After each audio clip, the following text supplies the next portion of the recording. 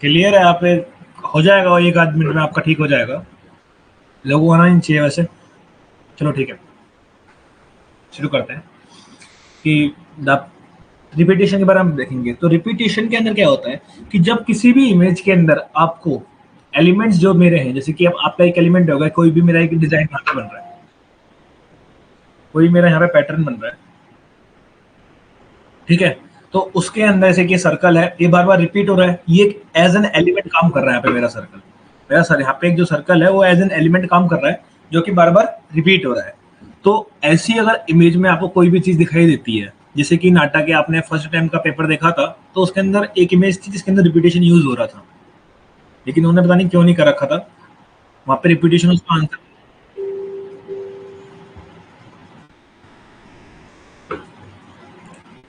वहां पे उसका आंसर रिपीटेशन आता, ठीक है? तो हम आगे देखते हैं यहाँ पे। ओके, तो रिपीटेशन उसके अंदर यूज हुआ था, तो ऐसे ही हम यहाँ पे रिपीटेशन का उसमें करते हैं। तो रिपीटेशन होता क्या है कि रिपीटेशन जब हम यूज करते हैं ना, तो एक मतलब एक डिजाइन को यूनाइट करने के लिए या फिर सिमिलर ऑब्जेक्ट यूज करते हैं, तो मेरा आता है रिपीटेशन। उसकी कंसिस्टेंसी बढ़ाते हैं। कंसिस्टेंसी मतलब समझ रहे हो? एक एलिमेंट बार बार रिपीट हो रहा है तो कंसिस्टेंसी बढ़ती आ रही है ना। या तो वो कोई भी लाइन हो सकती है, शेप हो सकती है, कलर हो सकता है, कलर से में हम रिपीटेशन शो करते हैं। ऑल राइट, नेक्स्ट मेरा आता है पैरेललिज्म। तो पैरेललिज्म कहाँ पे यूज करते हैं कि जहां पे कोई भी दो एलिमेंट या फिर दो line seems to be parallel but in same plane, वो दोनों सेम प्लेन में होनी चाहिए। क्योंकि आपको याद होगा 3D के अंदर कुछ लाइंस ऐसी होती हैं कि जो कभी मीट नहीं करती, ठीक है, पर वो पैरेलल भी नहीं होती। पैरेलल का मतलब होता है कि two lines never intersect each other in a same plane. तो पैरेललिज्म वहीं पे शो होगा जहाँ पे आपको बहुत सारी लाइंस आपका पैरेलल चलती जा रही है, ठीक है? जैसे कि अगर मैं बात करूँ आपको कोई एग्जांपल की, तो हो गया आपका कि बहुत सारे क्रॉस बायस हैंगिंग है। जैसे कि एक तो ये रेलवे ट्रैक्स, जहाँ पे रोड्स आपको या फिर रेलवे ट्रैक्स आपको दिख जाए इमेजेस के अंदर, वो का पैरेललिज्म आएगा। या फिर दो बड़े बड़े टावर्स आपको इमेजेस के अंदर दिख जाए, तो वहां पर भी आपको पैरेललिज्म आएगा। पॉइंट इज कि हाँ, रेलवे ट्रैक्स हो गया, रोड्स हो गया, ठीक है? अब जो आपका बिल्डिंग है, अगर बिल्डिंग मेरी रेक्टेंगुलर फॉर्म में है तो वो पैरेललिज्म होगी। अगर ऊपर जाके वो मिल रही है तो पैरेललिज्म में नहीं आएंगी। जैसे ऊपर जाके कुछ हो की छोटी छोटी हो जाती है ना, तो पैरेललिज्म के अंदर नहीं आएंगी। ऑल राइट, समझ आया इतना? थर्ड मेरा आता है रेडिएशन। सो रेडिएशन के अंदर भी रिपीटेशन वाला काम होता है, बट एक पॉइंट के साथ, मतलब एक सर्कुलर में होता है, या फिर एंगुलर वेलोसिटी की मैं बात करता था ना, एक एंगल के साथ होता है। कि देखो यहाँ पे अगर मैं बात करूँ इस इमेज के अंदर, तो यहाँ पे आप देख पा रहे हो, यहाँ पे मेरा आइकन है, यहाँ इस पे फोकल पॉइंट है, एंड यहाँ से चीजें बार बार रिपीट होती जा रही है। ये देखो रिपीटेशन, रिपीट रिपीट रिपीट, बार बार सेम चीज रिपीट हो जा रही है, सेम एलिमेंट रिपीट हो रहा है। मतलब कि मूवमेंट हमें शो हो रही है डिफरेंट डायरेक्शन से विद वन वैनिशिंग पॉइंट, ठीक है? यहाँ पे और भी एग्जांपल्स होते हैं, जैसे कि स्पोक्स ऑफ व्हील्स, व्हील के जो स्पोक्स होते हैं, या फिर सन रेज। अगर कहीं पे आपको सन पूरा कैसे कोई होता है ना कि एक कई बार हमारी प्रिंसिपल डिजाइन से क्वेश्चन आए डाटा के अंदर, एंड सन उसके अंदर लोकेटेड हो, रेडिएशन रिपीटेशन हो, या बिल्कुल हो सकता है। अगर ऑप्शन में है तो रेडिएशन और रिपीटेशन दोनों आएगा, कोई वो नहीं है, लेकिन प्रेफर हम रेडिएशन को करेंगे, ठीक है? रेडिएशन एक टाइप का रिपीटेशन ही है, बट उसके अंदर एक वैनिशिंग पॉइंट है। ओके, नाउ नेक्स्ट मेरा आता है डिस्टॉर्शन। तो it is a change of reality depiction, मतलब जो थोड़ा सा रियलिटी से हटकर कुछ अजीब और गरीब बिल्डिंग मेरी बन गई ना, है स्टेबल, बैलेंस है, बिल्कुल आपका बैलेंस, स्ट्रक्चर आपको बिल्कुल बैलेंस दिखाई देगी, लेकिन आपको लगे कि यार ये कैसे पॉसिबल है, मतलब पॉसिबल भी है, बट आपको थोड़ा सा अजीब शेप लगे, बिल्कुल एकदम यूनिक शेप से जो बनाओ। जैसे कि आपको सामने एक म्यूजियम दिखाई दे रहा है सबको, तो एक ये यूनिक शेप से बना हुआ है, फ्लो से बना हुआ है, फ्लो ऑफ शेप्स, तो इसके अंदर डिस्टॉर्शन का यूज हुआ है, ठीक है? तो फिर मेरा आता है नेक्स्ट की हायरार्ची। तो हायरार्ची के अंदर क्या होता है कि हायरार्ची के अंदर क्या होता है ना कि एक ऑर्डर सेट होता है, सबसे बड़ा फिर छोटा फिर छोटा फिर छोटा। जैसे कि आप एक ऑफिस के अंदर सबसे बड़ा कौन होता है, एक बॉस होता है हमारा, उसके बाद हमारे टीम लीडर्स आते हैं, क्योंकि हर एक अलग अलग डिफरेंट डिफरेंट टीम्स बनती हैं, तो जो टीम को लीड करेगा वो आते हैं, देन टीम मेंबर्स आते हैं, देन उसके अंदर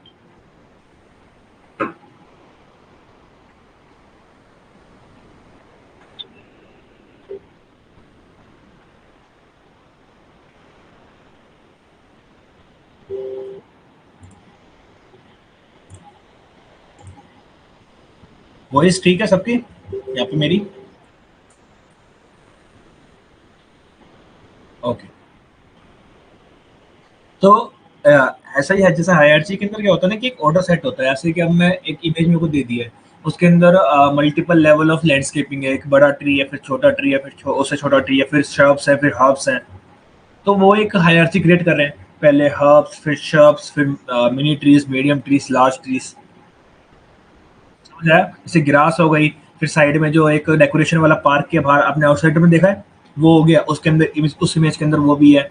देन स्मॉल ट्रीज है for decoration, then medium trees है, मीडियम ट्रीज का मतलब हो गया आपका नीम का ट्री हो गया, एंड जो थोड़े हाइट के अंदर बड़े होते हैं, जैसे बनियान ट्री हो गया, हाइट के अंदर बहुत बड़ा होता है, और भी बहुत सारे पेड़ होते हैं। अगर वो वैसा कुछ है तो वहां पर भी हम हायरार्ची यूज करें, जैसे कि ऑर्डर सेट हो रहा है असेंडिंग ऑर्डर में या फिर डिसेंडिंग ऑर्डर में। अगर कोई ऑर्डर सेट होता है तो वहां पे मैं हायरार्ची क्रिएट करता हूँ। ये मैं अपनी बिल्डिंग से भी शो कर सकता हूँ। बिल्डिंग से कैसे शो करूंगा? हाइट वाइज, एक फ्लोर की बिल्डिंग, फिर दो फ्लोर की बिल्डिंग, तीन फ्लोर की बिल्डिंग, चार फ्लोर की बिल्डिंग, 10 फ्लोर की बिल्डिंग, 20 फ्लोर की बिल्डिंग। तो वहां पर भी मेरा हायरार्ची शो होता है। ओके, ठीक है। नेक्स्ट मेरा आता है कंट्रास्ट। तो contrast refer to the arrangement of opposite elements, कि अपोजिट एलिमेंट्स को, मतलब जहां पर भी हमारा दो अपोजिट, बिल्कुल अपोजिट एलिमेंट्स का यूज हो जाए एक साथ, वहां पे मैं कंट्रास्ट बोलता हूँ। जैसे कि कोई भी आपका स्मूथ टेक्सचर है, साथ में रफ टेक्सचर का यूज हो जाए, smooth and rough, smooth and rough, smooth and rough, तो कंट्रास्ट आएगा, बिल्कुल आएगा। लाइट एंड डार्क का यूज है तो कंट्रास्ट आएगा, बिल्कुल आएगा। तो ये होता किस लिए? एक्साइटमेंट क्रिएट करने के लिए, ड्रामा क्रिएट करने के लिए इसको हम यूज करते हैं।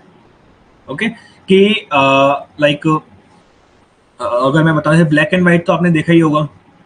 जब हम कंट्रास्ट करते हैं तो कंट्रास्ट में क्या होता है, आपका कुछ जो डार्कर कलर्स होते हैं वो ज्यादा डार्क हो जाते हैं, जो लाइटर कलर होते हैं वो बिल्कुल लाइट हो जाते हैं, मतलब ब्लैक टोन ऐड होता है, ठीक है, कंट्रास्ट के अंदर। तो वही चीज होती है। ऐसे सामने वाली इमेज में देखो आप, एक ब्लैक टोन है, पीछे बिल्कुल एकदम ब्लर इफेक्ट है। साइज से आप, साइज और शेप से आप कंट्रास्ट क्रिएट नहीं कर सकते, क्योंकि आप स्क्वायर का अपोजिट शेप कौन सी होगी, या फिर क्यूब की अपोजिट शेप कौन सी होगी? नहीं बता सकते ना कोई भी। इसमें तो अपोजिट एलिमेंट का यूज होता है, ठीक है। ओके, सो नेक्स्ट है मेरा डेलिकेटनेस। तो डेलिकेटनेस में क्या होता है कि साइज से कैसे करोगे बताओ। अब मेरा कोई साइज है कि 10 बाय 10 का एक एरिया है, उसके अंदर बिल्डिंग बनी हुई है। अब उसका अपोजिट क्या होगा साइज का?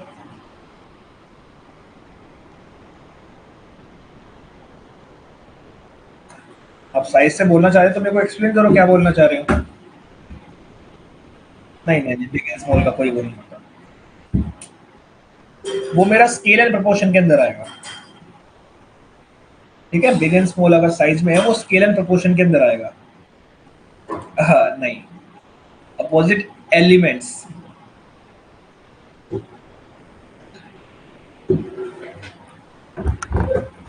ओके, नेक्स्ट है मेरा डेलिकेटनेस। डेलिकेटनेस का जब भी बात होती है तो उसका होता है कि जब भी हमारा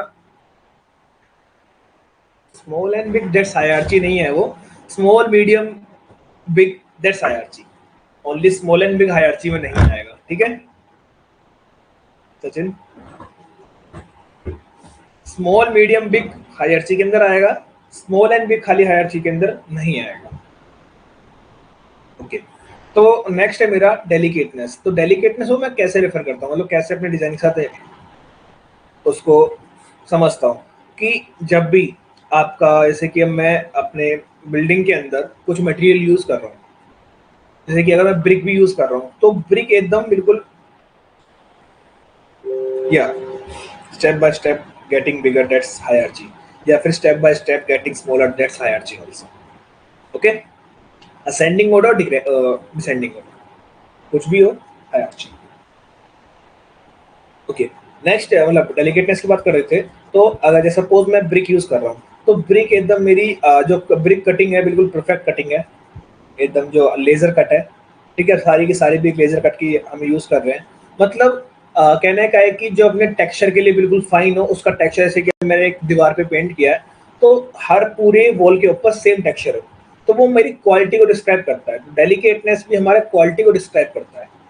जब आप एक बात, जब आप किसी भी जगह क्वालिटी को डिस्क्राइब करोगे, जैसे कि एक मेरे पास वॉल है, वो बिल्कुल एकदम फाइनली परफेक्टली पेंटेड है, टेक्सचर बिल्कुल सेम है, और एक वॉल है जिसका टेक्सचर बिल्कुल खराब है, कहीं से आपका मोटा पेंट है, मतलब डबल लेयर हो रही है, कहीं पर सिंगल लेयर हो रही है, तो टेक्सचर डिफरेंट आ गया। अब मैंने दोनों को डैमेज किया, दोनों वॉल को मैंने डैमेज किया, तो किस, आपने पहले दोनों वॉल देख ली, फिर मैंने दोनों वॉलों को कुछ ना कुछ डैमेज किया थोड़ा बहुत, तो किस में आपको पहले पता लगेगा? जो आपकी,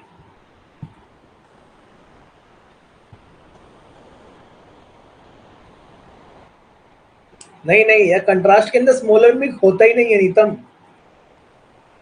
स्मॉल एंड बिग कंट्रास्ट के अंदर होता ही नहीं है, साइज से कंट्रास्ट आप बोल ही नहीं सकते, अपोजिट एलिमेंट्स का यूज करते हैं। ओके, हाँ, तो यस, फर्स्ट वॉल में आएगी क्योंकि वो एकदम फाइन टेक्सचर के साथ था, तो उसको डिस्ट्रॉय करना बहुत ज़्यादा सिंपल था, बहुत ज़्यादा इजी था, इस वजह से डेलिकेटनेस को भी इजीली डैमेज करना, मतलब ये एकदम, जब एकदम फाइन टेक्सचर का हम यूज़ करें या क्वालिटी का यूज़ करें, तो उसको यस डैमेज करना बहुत इजी है, ऐसी डेलिकेटनेस को डैमेज करना बहुत इजी है, इजीली डैमेज हो जाता है। ओके, नेक्स्ट है मेरा कॉम्प्लेक्सिटी। अब यहाँ पे क्या है कि जब एक एलिमेंट मल्टीपल वेज में आपसे मल्टीपल वेज में दूसरे एलिमेंट के साथ कनेक्ट हो रहा है, एक दो एलिमेंट है आपस में एक तरीके से कनेक्ट नहीं हो रहे, दो तरीके से कनेक्ट हो रहे हैं। यस, वेलवेट ऑन इट, बिल्कुल, अगर वेलवेट कहीं से भी खराब नहीं है तो। यस, डेलिकेटनेस की थोड़ी और एग्जांपल ले लेते हैं, तो आप लोगों ने केक कट किया है कभी, मतलब जब केक आता है बनके, ठीक है, कोई भी केक है, सामने ऐसे की इमेज आ गई मेरी कि एक कार्टून, इसमें एकदम एकदम ग्राफिकली रिप्रेजेंटेशन के अंदर केक का इमेज आ गई, ठीक है, तो केक मेरा डेलिकेटनेस के अंदर आएगा क्योंकि वो एकदम परफेक्टली बना होता है, उसको डिस्ट्रॉय करना सबसे ज्यादा इजी है, हल्का सा टच कर दो डिस्ट्रॉय हो जाता है ना?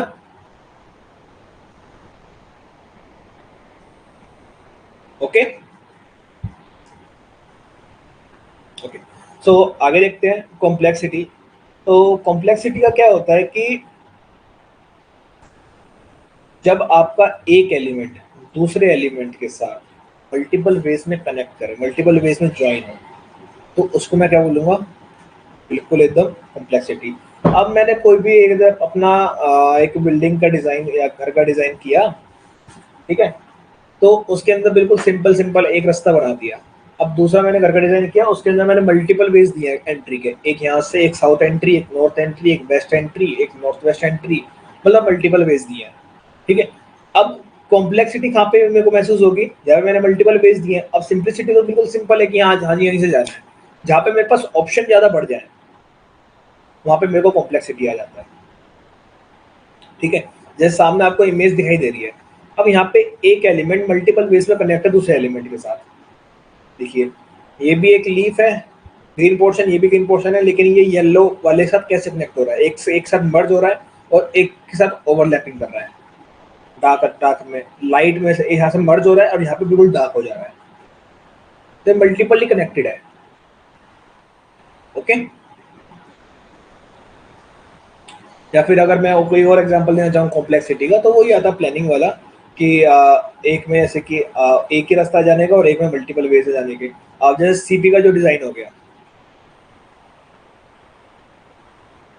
नहीं ये कंट्रास्ट नहीं हुआ यार, कंट्रास्ट के अंदर बिल्कुल opposite element, rough and smooth, light and dark, बिल्कुल एकदम अपोजिट एलिमेंट जब आपको यूज हो तब हम कंट्रास्ट यूज करते हैं। स्काई के साथ जब भी हमारा स्काई दिखाई दे एंड बिल्डिंग आपकी डार्कर में दिखाई दे, बिल्कुल डार्क, तो यस कंट्रास्ट आएगा, क्योंकि वहाँ पे लाइट एंड डार्क का हो जाएगा कॉम्बिनेशन। ठीक है, मतलब कहने का ये है कि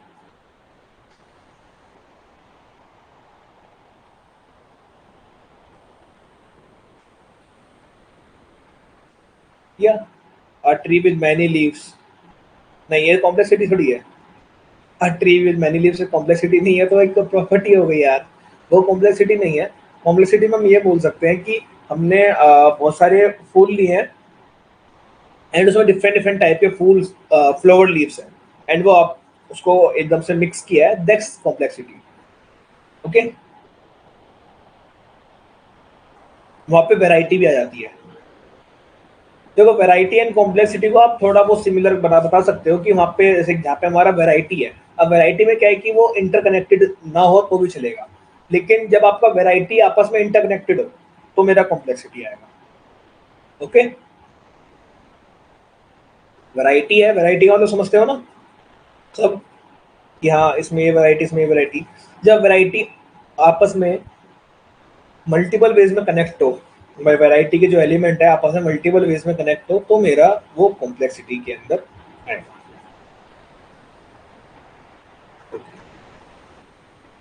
नेक्स्ट मेरा आ गया वाइब्रेशन।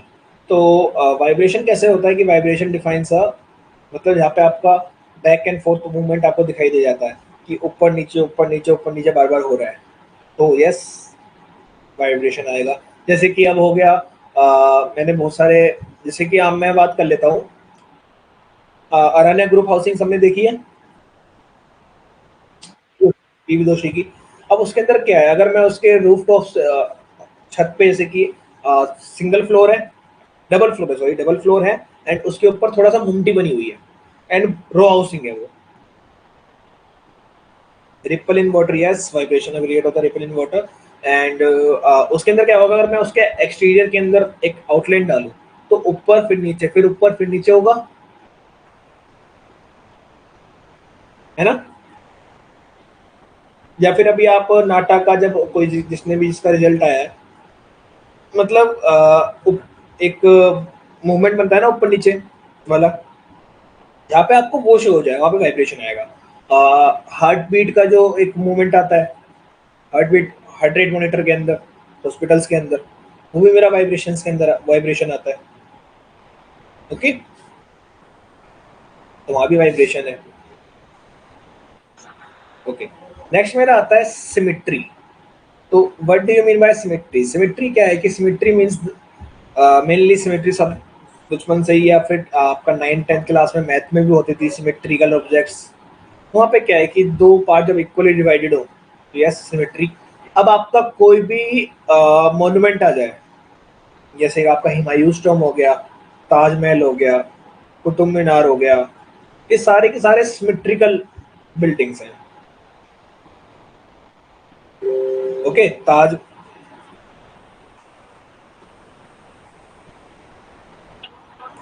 ओके, ये सारे के सारे क्या है मेरे सिमेट्रिकल मॉन्यूमेंट्स हैं।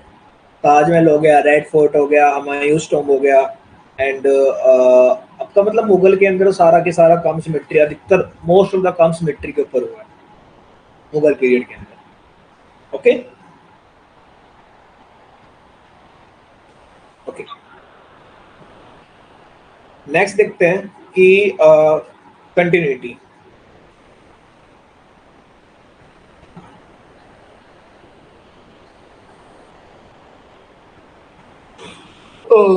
Sir ripple in water depend करता है कि आपका जो रिपल है वो आप सेंटर पॉइंट पे कर रहे हो, तो दोनों होंगे, सेंटर पॉइंट पे नहीं कर रहे तो आपका सिर्फ वाइब्रेशन होगा।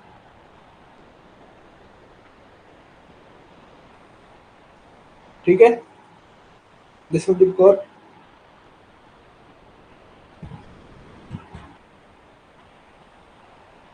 अगर आप सेंटर पॉइंट से कर रहे हो तो वो सिमेट्रिकल होगा, अगर आप सेंटर पॉइंट से नहीं कर रहे तो वो ओनली वाइब्रेशन होगा।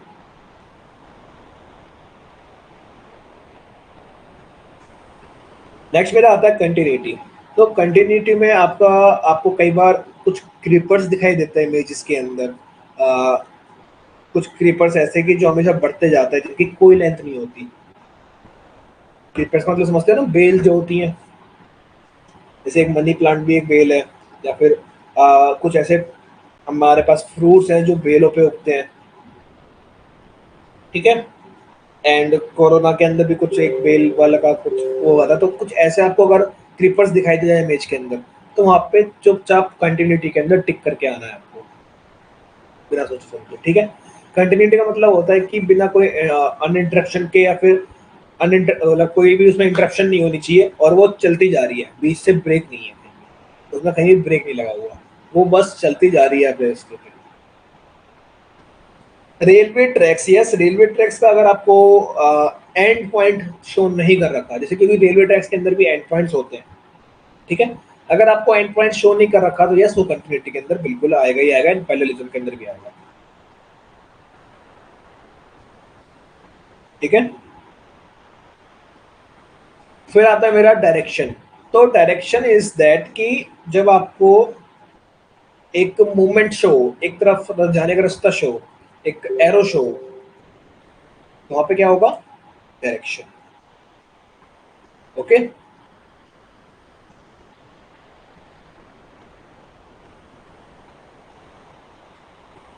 फिर आती है मेरी मूवमेंट।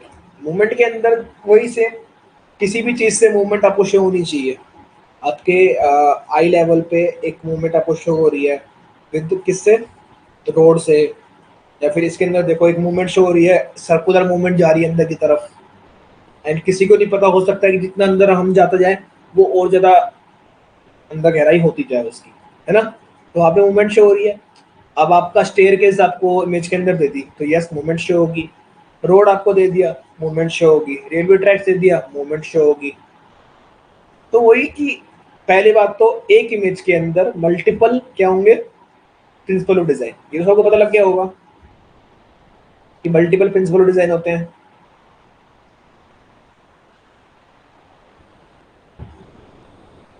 है ना। तो मूवमेंट भी एक ऐसा ही है कि जिसके मतलब ये खाली कोई भी ऐसी इमेज नहीं आएगी जिसमें खाली आपको मूवमेंट शो। डायरेक्शन के अंदर मूवमेंट नहीं होगा, हमेशा मूवमेंट नहीं होगा। यस, कभी कभार हो सकता है, लेकिन हमेशा मूवमेंट नहीं होगा। डायरेक्शन के अंदर खाली आपको दे दिया कि एक डायरेक्शन साइन दे दिया, या फिर लैंड माइलस्टोन साइन दे दिया, तो उसके अंदर डायरेक्शन शो हो रही है मेरी। डायरेक्शन के अंदर है कि पॉइंटेड एट, किसी चीज के ऊपर पॉइंट करना। जरूरी नहीं है ना कि वहां पे मूवमेंट शो हो।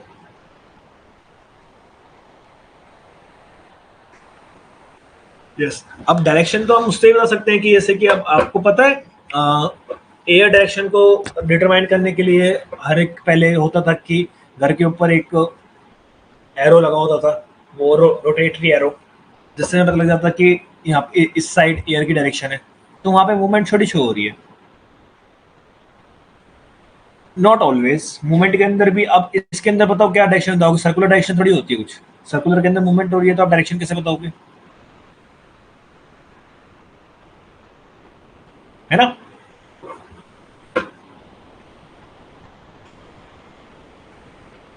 फिर मेरा आता है रिदम। अब रिदम और रिपीटिशन के अंदर फर्क समझो, ठीक है।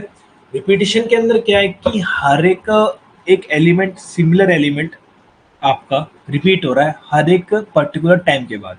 लेकिन रिदम के अंदर एलिमेंट सेम है, सिमिलर है, बट उसका साइज और शेप अलग अलग हो सकती है। एलिमेंट एक ही है, लेकिन उसका साइज और शेप अलग अलग हो सकती है। एंड इसके अंदर ये भी कंडीशन नहीं है कि ये हर एक दो के बाद रिपीट हो, तीन के बाद रिपीट हो। जैसे कि अब लगातार दो बार आ गया, फिर चाहे तो 10 एलिमेंट के बाद आए, फिर तुरंत एक एलिमेंट के बाद आ जाए, लेकिन रिपीटिशन हो रही है, ठीक है। तो वहां पे आएगा मेरा रिदम। मतलब रिपीटिशन के अंदर तो एक आपका पर्टिकुलर कि हाँ अब ये वाला ऑब्जेक्ट आएगा ही आएगा, ठीक है। लेकिन रिदम के अंदर ऐसा नहीं है कि हाँ अब ये वाला ऑब्जेक्ट आएगा ही आएगा, या फिर ये वाला एलिमेंट आएगा ही आएगा। कुछ और एलिमेंट भी आ सकता है, और बिल्कुल डिफरेंट शेप और साइज का भी आ सकता है, लेकिन एलिमेंट सेम होगा। अंडरस्टूड।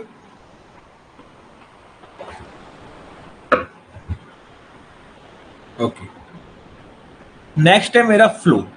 तो फ्लो के अंदर क्या होता है कि जब आपका कोई भी ऐसा, मतलब जिस इमेज के अंदर आपका एजेस ना बने, कर्व का यूज हो, सर्कुलर सर्कुलर ऑब्जेक्ट्स का यूज हो, सर्कुलर मोशन का यूज हो, वहां पे मेरा क्या आएगा, फ्लो।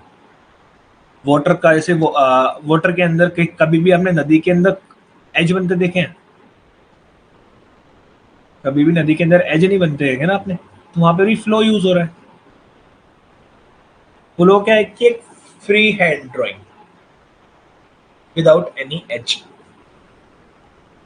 ओके, तो सामने जो एक ये जहां हदीद का म्यूजियम है,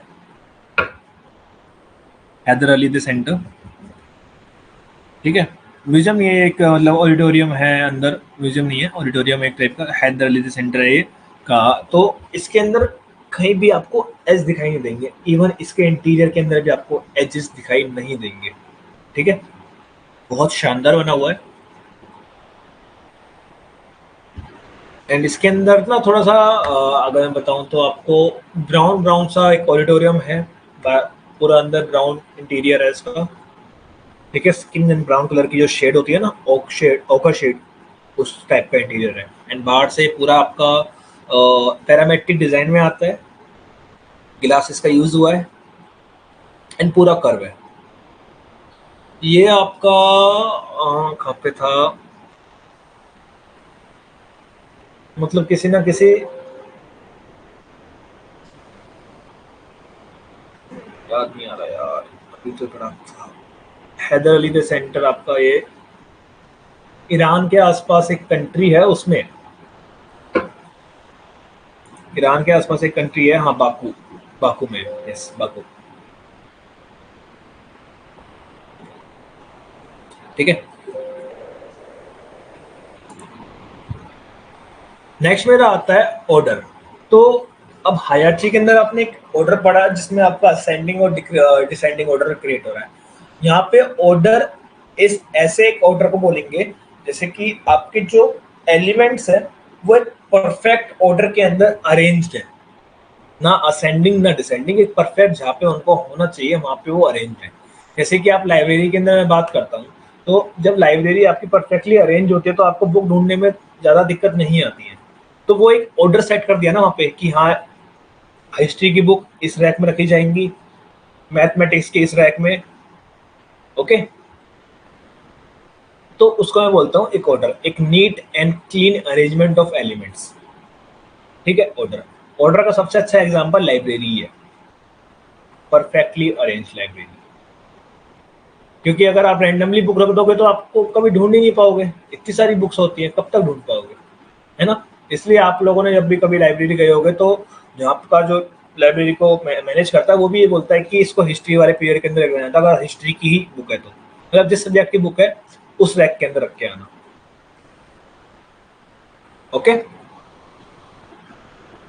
तो मेरा आता है वहां पे परफेक्ट ऑर्डर। नेक्स्ट मेरा आता है डेप्थ। तो what do you mean by depth? Depth देखो, आप कभी भी जब आपको कोई भी फोटो होती है या कुछ भी होता है तो वहां पर आप तीन ग्राउंड की बात करते हो, एक बैकग्राउंड, फोरग्राउंड और मिड ग्राउंड। फोरग्राउंड सबसे आगे वाला होता है, बैकग्राउंड सबसे पीछे वाला होता है, मिड ग्राउंड बीच वाला होता है। जब आपको तीनों ये इमेज के अंदर दिखाई दे जाए,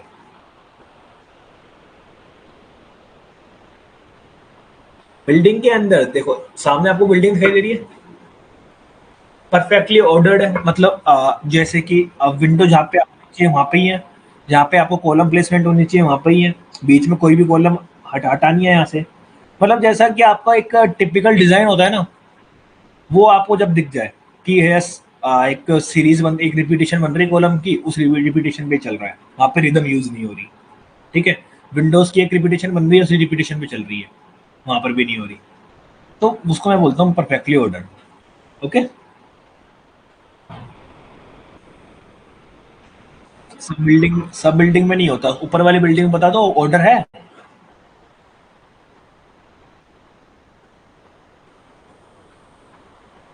ऊपर वाली बिल्डिंग में बताओ, तो आपको एक इमेज दिखाई दे रही है वाली, इसमें बताइए।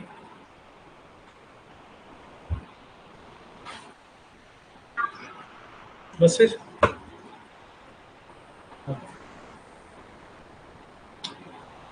डेप्थ की मैं बात कर रहा था, तो जब आपका फोरग्राउंड और मिड ग्राउंड बैकग्राउंड तीनों आपको दिखाई दे और तीनों के बीच मतलब तीनों के बीच एक स्पेस दिखाई दे कि जो उनको डिफरेंशिएट कर रहा हो, ठीक है। अब फोरग्राउंड इसका हो गया ये वाला कॉलम और ये वाला कॉलम, मिड ग्राउंड हो गए ये कुछ कॉलम्स, बैकग्राउंड हो गए पीछे वाले एकदम डार्कर पोर्शन में जो चले जा रहे हैं, यहाँ पर बैकग्राउंड, और मिड ग्राउंड के अंदर आपका ये ट्री भी आ रहा है, ये फोरग्राउंड के अंदर नहीं आ रहा।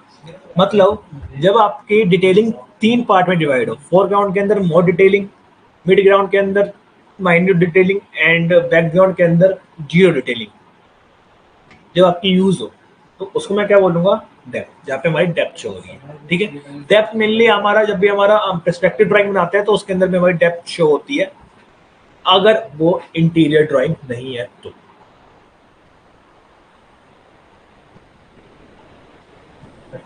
बिल्कुल केव के अंदर डेप्थ आएगा।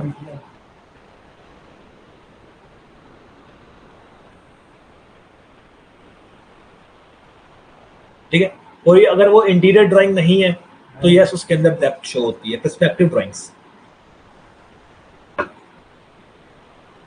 3D फॉर्म को तो मैं क्या ही एक्सप्लेन करूं, 3D फॉर्म तो सब जानते ही हैं कि जिसकी हमारी length, breadth and height. Yes, हाँ, रेडियल डेप्थ हो सकता है, जैसे कि ऊपर वाला एक और मैंने जो मूवमेंट डाला था, मूवमेंट वाला ये देखो, इसके अंदर भी आपको डेप्थ शो हो रही है ना, ये जा रहा है। यस, यहाँ पर भी डेप्थ आएगा, यहाँ पे आपको दिखाई दे कि हाँ ये अंदर की साइड जाता जा रहा है, जाता जा रहा है, इसकी एक गहराई है। डेप्थ का मतलब गहराई।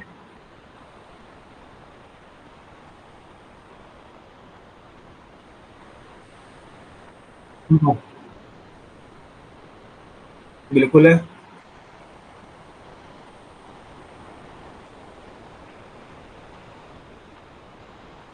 Okay,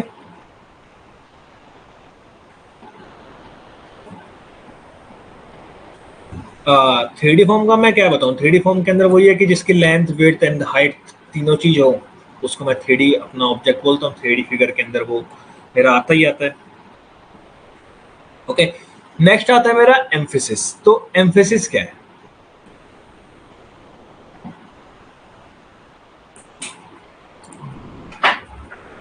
helical stairs. किसमें बोला आपने हेलिकल स्टेयर्स, शिवांगी?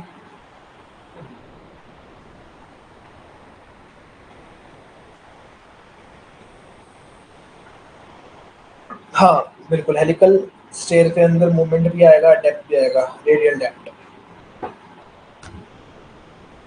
ठीक है, लेकिन यही फर्क पड़ता है कि हेलिकल स्टेयर के साथ आपको कितने फ्लोर तक दिखाई दे रही है। अगर एक ही फ्लोर तक दिखाई दे रही है तो क्या डेप्थ देखोगे उसके अंदर? कुछ बोल रहा है?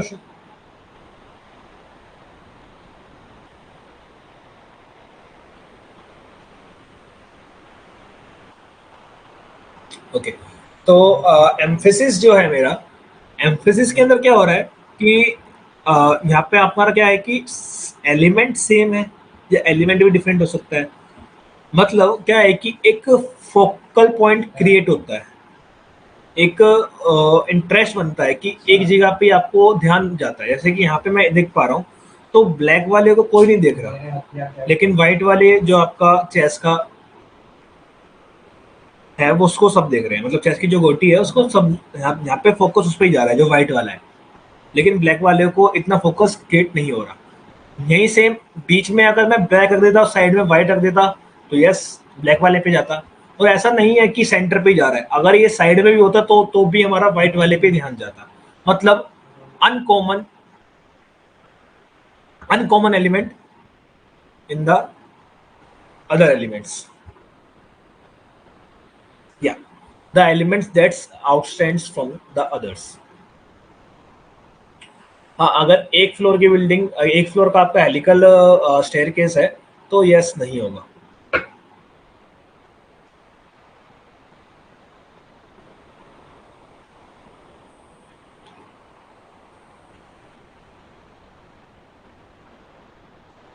क्योंकि कुछ ना कुछ तो डेप्थ आपको शो नहीं चाहिए ना, वहाँ पे तो खाली एक ही है। एंड यहाँ पे आपको एक ऑप्शन में और आता है कि interplay with background and foreground, तो वहां पर भी आपको डेप्थ शो होती है। डेप्थ की जगह पे कई बार interplay with background and foreground option में होता है। ओके, तो वो भी आपका डेप्थ आता है। नेक्स्ट मेरा डेटम। तो डेटम क्या चीज है? अब आपने यहाँ पे बोला था कि वहाँ पे डेटम नहीं आएगा, एक क्वेश्चन था वहाँ पे, तो वहाँ पे क्या हुआ था ना कि हमारा डेटम वहाँ पे उन्होंने लिखा नहीं था, लेकिन वहाँ पे डेटम आता भी नहीं, क्योंकि वहाँ पे एक ही मतलब ठीक है आपकी बात, वहाँ पे आपका मतलब वाटर भी था तो वो अलग प्लेन पे था, एंड जो पास में पहाड़ थे वो अलग प्लेन पे थे, तो डेटम शो होना चाहिए था। लेकिन वाटर का कोई प्लेन नहीं होता ना, एक हमें सॉलिड प्लेन चाहिए होता है, जहाँ पे दो सॉलिड प्लेन आपस में इंटरकनेक्ट कर रहे हैं। सामने देखो एक्स वाई प्लेन है एक नीचे वाला, एंड ऊपर साइड में दूसरा प्लेन है, मतलब जहाँ पे आपको दो प्लेन परपेंडिकुलरली आपको दिखाई दे जाए, वहां पे मेरा डेटम शो होता है। जैसे कि रोड के ऊपर कोई भी बिल्डिंग, ठीक है, उसमें रोड भी मेरे को दिखाई दे रहा है, बिल्डिंग मेरे को दिखाई दे रही है, दोनों चीज मेरे को दिखाई दे रही है। ये सामने देखो, देख पा रहे हो आप, बीच में पाथ वे है, साइड में बिल्डिंग है।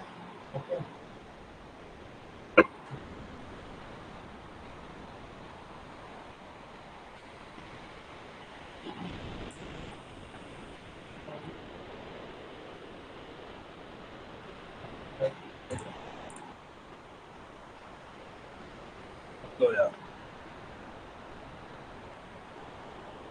ओके, नेक्स्ट है मेरा कन्वर्जेंस। तो कन्वर्जेंस में क्या होता है ना कि जब आपका टू और मोर element come together and unite,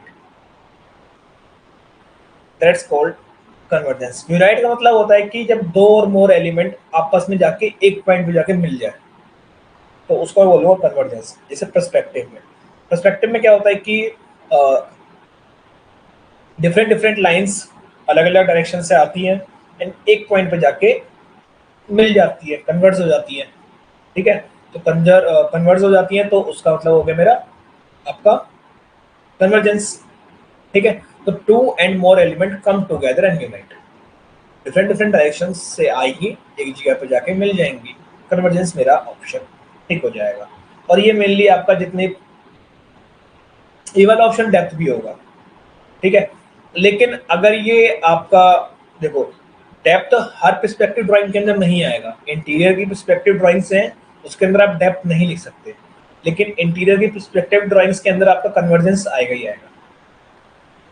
एक तरीके से पर्सपेक्टिव का दूसरा नाम है कन्वर्जेंस। इस वाली फिगर के अंदर डेप्थ होगा। ओके,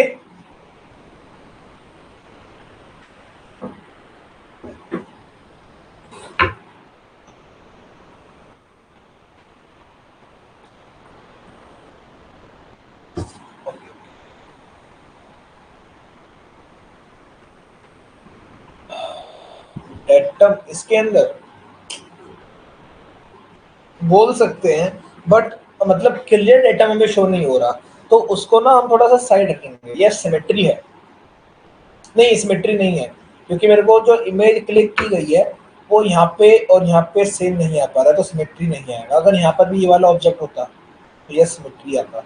एंड हाँ, हो सकता है आप लोगों से एक क्वेश्चन, मैंने सिमेट्री के बार बार बोलता हूँ, हो सकता है कि आप लोगों से पूछ लिया जाए स्टार बॉक्स एक सिमेट्रिकल लोगो है और नहीं है, तो वहां पे आंसर नो आएगा। याद रखना, स्टार बॉक्स का जो लोगो है वो सिमेट्रिकल नहीं है,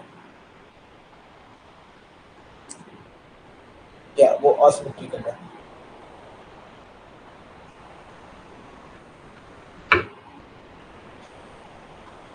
नेक्स्ट में आता है टेसिलेशन।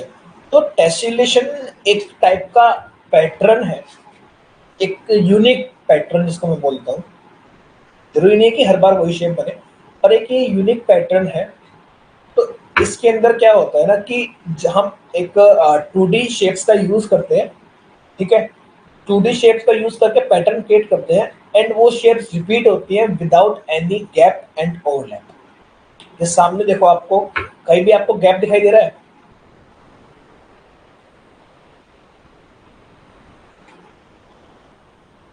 नहीं दिख रहा ना, कहीं भी आपको गैप नहीं दिख रहा, एंड कहीं भी आपको ओवरलैपिंग नहीं दिख रही होगी। तो इस टाइप के जो पैटर्न होते हैं उनको मैं क्या बोलता हूँ, टेसुलेशन। अब यहाँ पे ऐसा नहीं है कि सारी की सारी आपने स्क्वायर और रेक्टेंगल साइड्स यूज कर ली, डिफरेंट शेप्स का यूज होता है। सर की सारी हमने सर एक सारी की सारी स्क्वायर टाइल्स लगा दी तो वहां पे टेसुलेशन बन रहा है, तो वो टेसुलेशन नहीं है। यस, जैसा फुटबॉल का पैटर्न बनता है, बिल्कुल सही।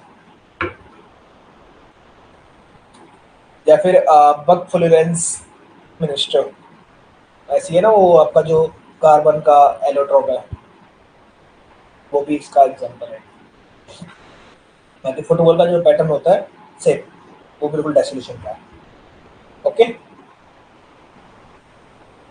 गुड।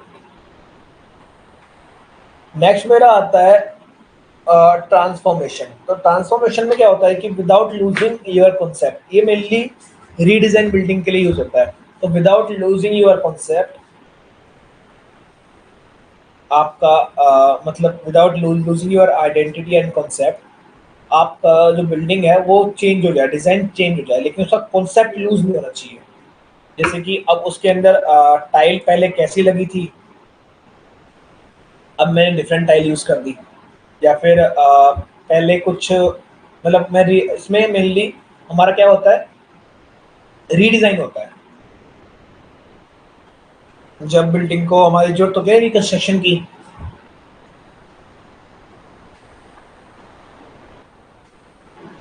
सचिन कोई क्वेश्चन पूछ रहा है इस बारे में, क्वेश्चन पूछ रहे हो सचिन?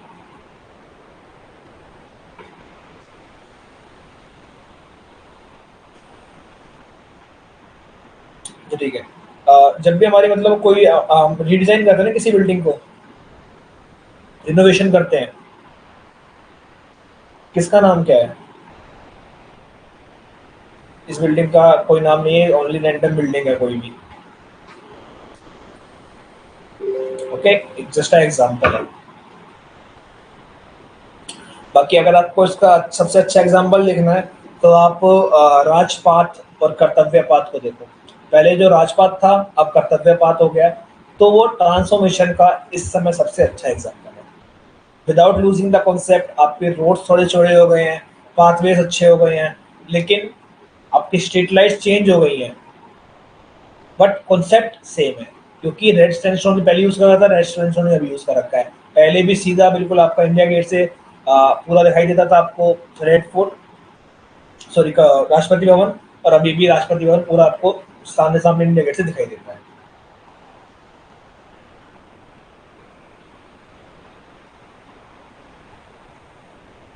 ओके,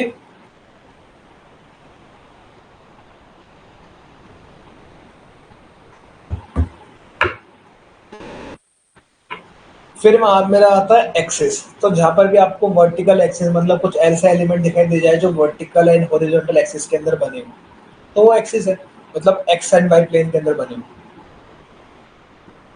ओके,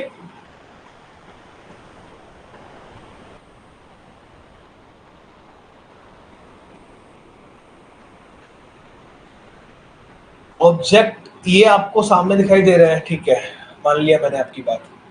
लेकिन अगर मैं यहाँ पे कुछ ऐसी शेप यूज कर दूं जो सिमेट्रिकल ना हो, लेकिन एक्सिस में तो है ना।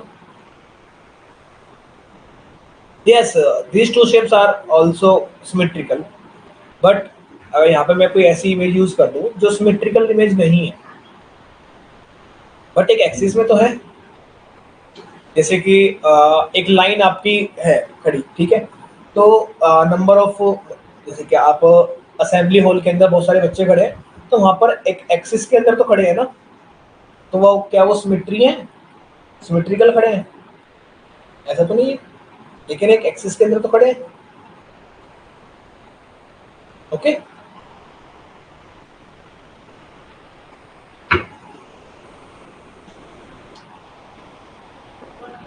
Yes, all symmetrical objects has axis.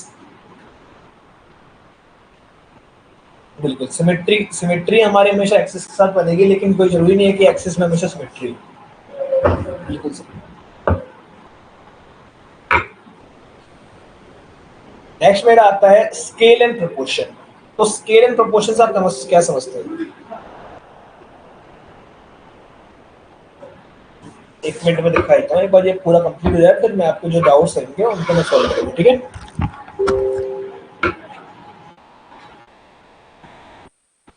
अब जो आप बड़ा और छोटे की बात कर रहे थे ना, तो वो यहाँ पे आता है। तो जब मेरा बड़ा और छोटा ऑब्जेक्ट आपको दिखाई देगा तो वो स्केल एंड प्रोपोर्शन के अंदर आएगा, प्रोपोर्शन के अंदर आएगा। स्केल के अंदर हमारी जब परफेक्टली हमें पता हो कि ये 1 रेशियो, जो आपका रेशियो वाले क्वेश्चंस थे वो हम यहाँ से करते हैं कि 1:20, 1:50, ओके, वो उसका उसमें आता है स्केल यूज होता है। लेकिन प्रोपोर्शन किसमें यूज होता है? Big and small. जैसे आपको यहाँ पे सामने दिखाई दे रही है, क्या कभी ऐसा हो सकता है कि इतनी बड़ी बोतल और एक आदमी छोटा सा भग रहा है एंड उसके अंदर इतनी बड़ी वाटर ड्रॉपलेट गिर रही है? Is it possible?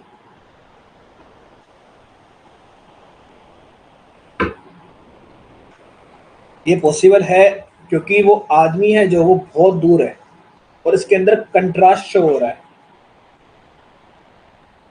ठीक है? इस इमेज के अंदर कंट्रास्ट शो हो रहा है एंड यस प्रोपोर्शन शो हो रहा है, क्योंकि वो जो आदमी खड़ा है जो रनिंग कर रहा है वो बहुत पीछे है इस वजह से। एंड बोतल के पास बिल्कुल कैमरा हमने रखा है, तो क्या हो रहा है कि बोतल के ऊपर पूरा फोकस जा रहा है, वो बड़ा आ रहा है एंड जो मैन है वो बहुत छोटा आ रहा है। इसको मैं बोलता हूँ proportion, because of distance between the बोतल एंड द मैन, ओके?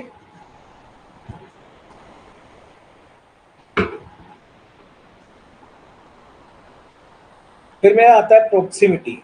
तो प्रोक्सीमिटी में क्या होता है ना कि एलिमेंट कुछ इस तरीके से अरेंज है,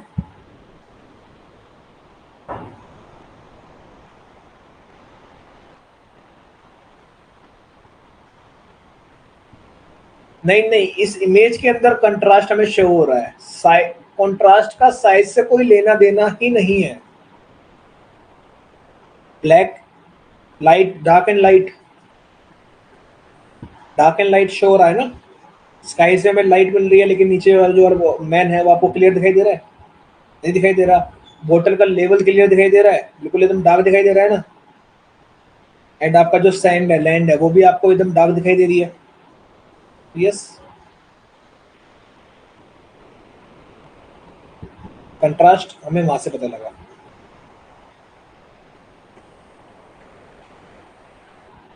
ओके?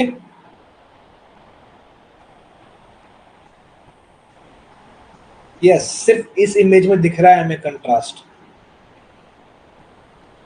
लेकिन वैसे इसके अंदर प्रोपोर्शन है, ओके? प्रोपोर्शन का यूज करेंगे। फिर मेरा आता है प्रोक्सीमिटी। तो प्रोक्सीमिटी के अंदर बहुत सारे डिफरेंट डिफरेंट एलिमेंट्स यूज होते हैं लेकिन आपस में कनेक्ट नहीं होते, बिल्कुल पास होते हैं लेकिन आपस में कनेक्ट नहीं होते। जैसे कि ये लगा लो कि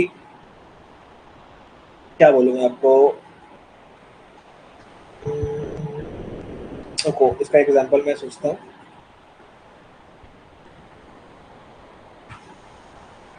मतलब बहुत सारी मेरे पास बॉल्स रखी हैं और डिफरेंट डिफरेंट चीज़ों की बॉल है, एक फुटबॉल हो गई, एक बास्केटबॉल हो गई, एक टेनिस बॉल हो गई, एक गोल्फ बॉल हो गई, क्रिकेट बॉल हो गई, ठीक है, एक टीटी बॉल हो गई, बहुत बहुत डिफरेंट डिफरेंट टाइप्स की बॉल रखी है, एक बेसबॉल बॉल हो गई, तो डिफरेंट डिफरेंट टाइप्स की बॉल रखी है, ठीक है? एंड उनको मैंने कुछ इस तरीके से रखा है कि वो आपस में पास, बिल्कुल एकदम पास पास तो हैं लेकिन एक दूसरे को टच नहीं कर रही। तो वहां पे मेरा क्या आएगा? प्रोक्सीमिटी। जरूरी नहीं है कि मेरा सर्कुलर ऑब्जेक्ट हो, बिल्कुल जरूरी नहीं है कि मेरा सर्कुलर ऑब्जेक्ट हो, स्क्वायर किसी भी शेप का ऑब्जेक्ट हो सकता है, लेकिन वो आपस में कनेक्ट नहीं करना चाहिए बस। अगर वो कनेक्ट नहीं कर रहा और बिल्कुल पास है, एक सेंस ऑफ क्लोजनेस हमें दे रहा है, तो यस प्रॉक्सिमिटी आएगा, ओके?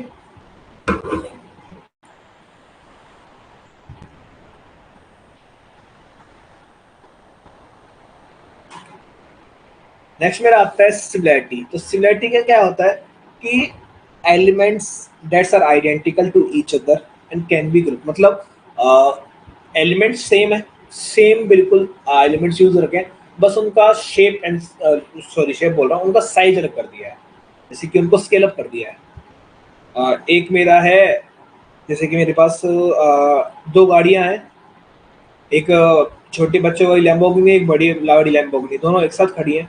सिमिलरिटी सिर्फ और सिर्फ स्केल बढ़ा हुआ है। ओके। या फिर आप अपनी कोई बचपन की फोटो देख रहे हो, बड़े की फोटो देख रहे हो, एलिमेंट सेम, बस स्केल अलग हुआ है।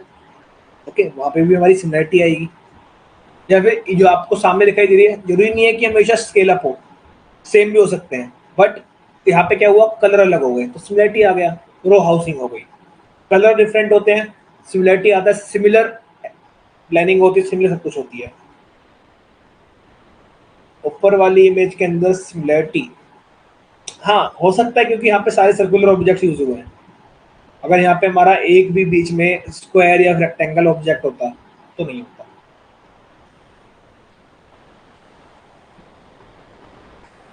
Yes, flock of vision is similarity, सारे के सारे विजन है, बट कोई छोटा है कोई बड़ा है। ओके।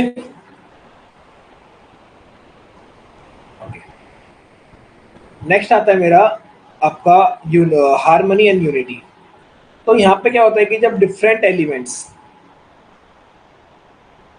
आपस में आए और मिल जाए, मतलब होलनेस वही सेम, आपका डिफरेंट एलिमेंट्स आपस में आए एंड यूनाइट, तो यहाँ पे मेरा यूनिटी एंड हार्मनी होता है। जैसे कि सामने आप देख पा रहे हो, इस बिल्डिंग के अंदर आपका ग्लास यूज हो रहा है, आपका एसीपी शीट्स यूज हो रही है, नीचे अगर मैं बात करूँ तो कंक्रीट भी यूज हो रहा है, कहीं ना कहीं स्टील भी यूज हो रहा है। ठीक है। तो different different elements come together and make a building, unity. Okay, तो उसको क्या बोलता हूँ, हार्मनी, यूनिटी या फिर हार्मनी। ओके, यूनिटी और हार्मनी। कोई भी एक अनबैलेंस कंपोजिशन जो आपको लगे कि ये अनबैलेंस है, कभी भी गिर सकती है, अगर कभी भी साथ कुछ हो सकता है, एक अनबैलेंस कंपोजिशन, मैं बोलता हूँ विजुअल टेंशन को। विजुअल अनबैलेंस कंपोजिशन का दूसरा नाम विजुअल टेंशन। ठीक है। अगर आपको इमेज अनबैलेंस दिखाई दे रही है, बिल्कुल ही बैलेंस नहीं है, स्टेबल नहीं है, बिल्कुल भी स्टेबल कंडीशन के अंदर नहीं है, बिल्कुल अनबैलेंस है, तो yes, that's visual tension. Next मेरा आता है कंजेस्टेड। तो कंजेस्टेड में क्या होता है कि जब आप नेगेटिव एंड पॉजिटिव स्पेस के अंदर फर्क ना कर सको, डिफरेंस ना कर सको, तो मैं उसको बोलता हूँ कंजेस्टेड। कंजेस्टेड एरिया का नाम सुना होगा, जैसे आपने कि यार ये वाला एरिया बहुत ज्यादा कंजेस्टेड है, यहाँ पे चाओस क्रिएट हो रहे हैं, तो यस, दैट्स कंजेस्टेड। जैसे घर के अंदर कभी कभी फंक्शन होता है तो बहुत ज्यादा कंजेस्टेड हो जाता है ना, स्पेस स्पेस आपको नहीं मिलता है, पूरे को घर के अंदर फैला होता है, कोई कहीं कोई कहीं कोई कहीं, तो यस, दैट्स कंजेस्टेड। ओके। जब मैं negative space and positive space define ना कर पाऊँ, आइडेंटिफाई ना कर पाऊँ, तो वो मेरा कंजेस्टेड आता है। ठीक है, समझ आ रहा है सबको अभी तक?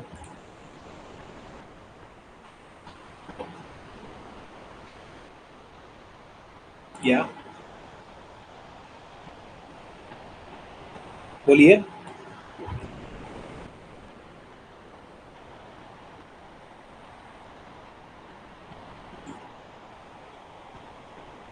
आप जब देखोगे ना तो उसके जो लेफ्ट साइड में एक आई है, उसके अंदर नीचे एक साइड एक ड्रॉप बन रही है, तो जूम करके देखना, पता लग जाएगा। इवन जो राइट, मतलब दोनों आईज की तरफ फोकस करना है, एक आई के अंदर नीचे ड्रॉप बन रहा है और एक आई की बिल्कुल क्लियर आई है, तो यस, वो इस वजह से। ठीक है। नेक्स्ट मेरा आता है प्लेफुलनेस। तो अ composition which is not rigid and has fluidity. मतलब एक तो रिजिड बॉडी क्या होती है, फिजिक्स सब पढ़ के आए हैं, सबके पास फिजिक्स होगी। रिजिड बॉडी क्या होती है?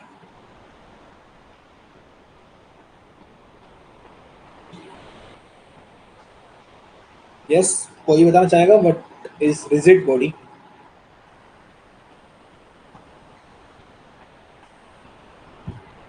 यहाँ से कोई, शायद विश्वजीत। अक्षय, ध्रुव, any hard body is not a rigid body, any solid is not a rigid body. Solid तो आपकी आइस भी है लेकिन रिजिड थोड़ी है।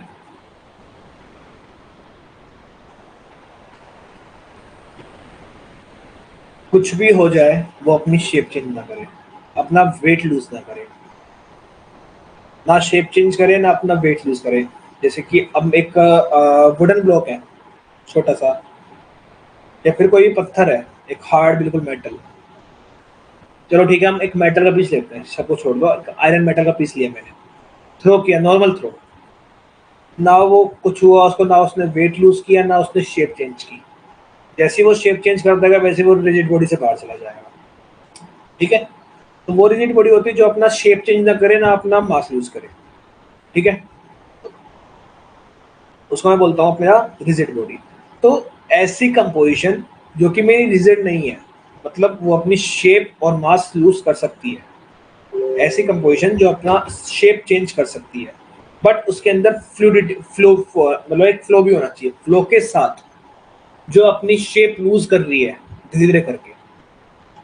जैसे कि मैं एक शेप को लेके चलता हूँ एंड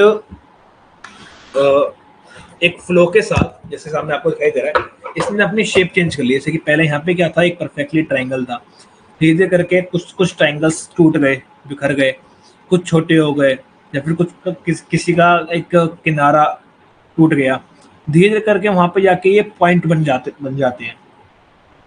ठीक है, तो एक फ्लो भी बन रहा है, और ये जितने भी ऑब्जेक्ट्स हैं कोई भी रिजिड नहीं है, तो प्लेफुलनेस। ऐसे मेनली आपको बिल्डिंग के अंदर ये आपको प्रिंसिपल डिजाइन देखने को नहीं मिलेगा, लेकिन बिल्डिंग के अंदर देखने को नहीं मिलेगा, लेकिन पेंटिंग में देखने को मिलेगा। है बिल्डिंग के ऊपर कोई पेंट कर रखा है तो उसके अंदर तो मैं देख सकता हूँ ना इस चीज को। पर्टिकुलर बिल्डिंग्स का और आर्किटेक्चर का अगर मैं बोलूँ तो वो नहीं मिलेगा, लेकिन किसी ना किसी बिल्डिंग के ऊपर कोई पेंट हो रहा है, कोई स्कल्पचर बन रहा है, उसमें मैं इस चीज को देख सकता हूँ। ओके,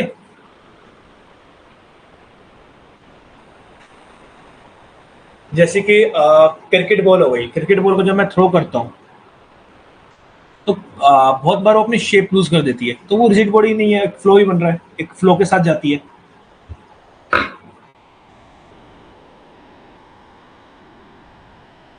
बिल्कुल।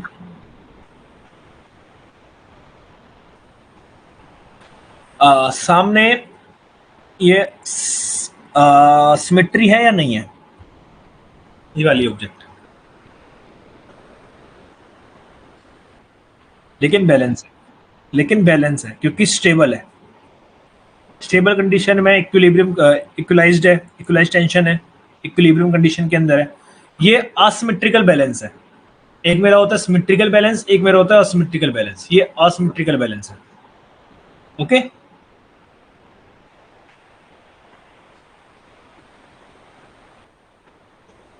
तो 32 मेरे पास अभी प्रिंसिपल डिजाइन हो गए हैं। अगर इनमें से अगर आपको कोई भी ऐसा लगता है कि जिसमें आपको कुछ पूछने की जरूरत है तो यस प्लीज आस्क।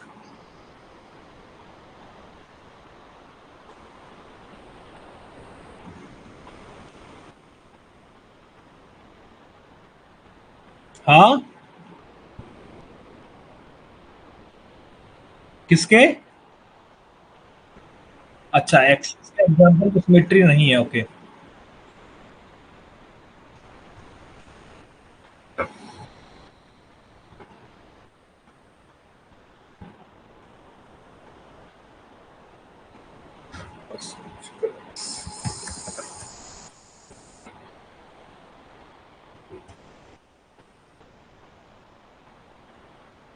यस पूछिए।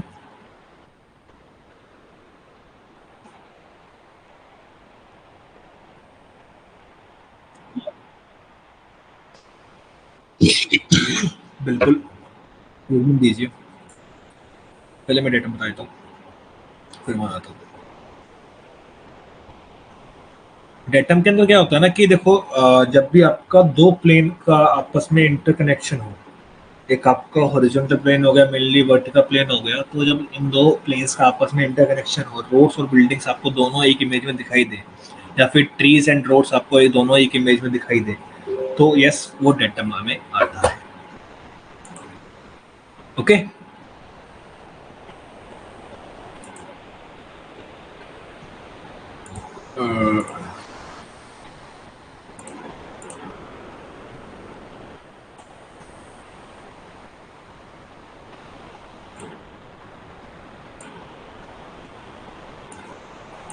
सामने ये दिखाई दिया, एक मिनट शायद, एक मिनट में आपको यहाँ, एक मिनट दीजिए। सबको दिखाई दे रहा है ये वाला इमेज? इसके अंदर एक्सिस है लेकिन मेट्रिकल नहीं है ये। ओके या फिर कोई भी अगर वो वाला भी होता तो कैची अगर टूटी हुई है तो भी तो सिमेट्रिकल नहीं है ना।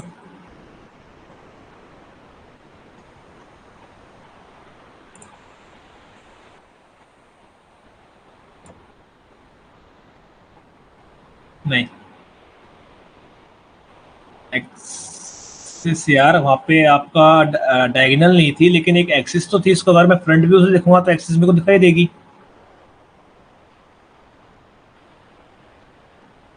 फ्रंट व्यू उसका, वो साइड व्यू था मेरा, अगर मैं उसको फ्रंट व्यू से देखूंगा तो एक्सिस दिखाई देगी ना।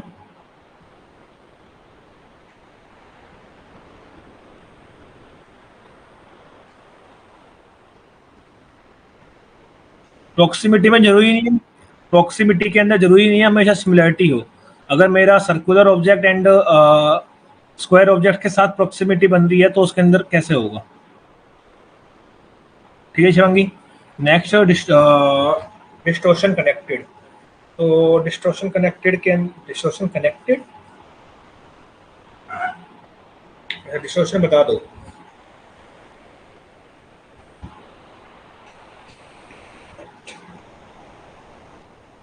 डिस्टोर्शन के अंदर होता है ना, देखो कि ये एक आपका रियलिटी से थोड़ा सा हटके चलता है।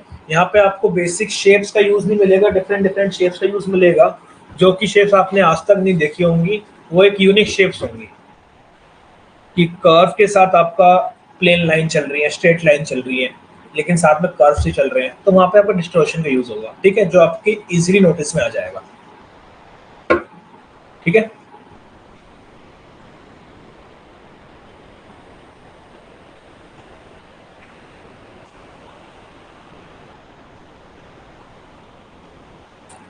डेलिकेटनेस, डेलिकेटनेस का बताया ना आपको मैंने। केक सबसे अच्छा एग्जांपल हो गया।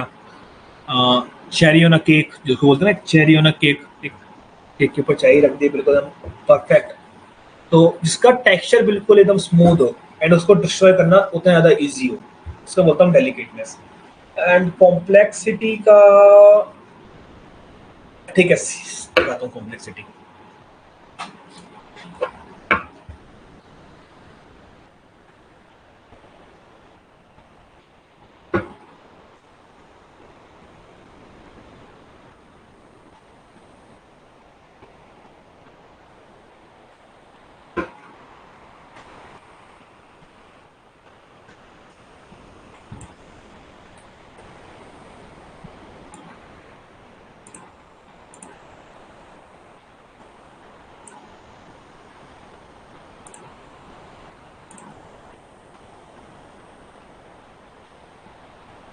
ये देखो दिखाई दिया। अब सपोज करो कि आप कहीं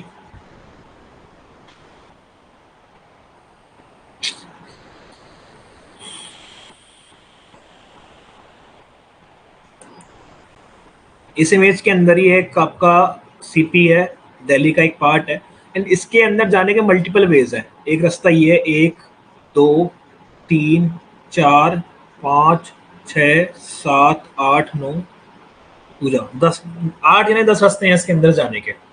ठीक है, तो इसके अंदर क्या है कि एक इनर सर्कल है, मिडल सर्कल है एंड बाहर में आउटर सर्कल है। ठीक है, तो मल्टीपल वेज है इसके अंदर जाने के, तो एक कॉम्प्लेक्स डिजाइन है बहुत। ये बिल्कुल सिंपल डिजाइन नहीं है, एक बहुत कॉम्प्लेक्स डिजाइन है, लेकिन इतने बड़े स्केल पे कि मतलब अगर हम मैं यहाँ पे अंदर ही घूम रहा हूँ ना, अगर ऐसे ये वाला कट मिस हो गया तो मैं यहाँ से भी जा सकता हूँ, यहाँ से अंदर जाके फिर पूरा घूम के, जरूरी नहीं है कि मेरे को पूरा सर्कल दोबारा लेना पड़े। मतलब हाँ, मल्टीपल तरीके हों एक चीज को कनेक्ट करने के, दूसरे, जैसे कि मैं यहाँ पर हूँ, मेरे को यहाँ पर जाना है,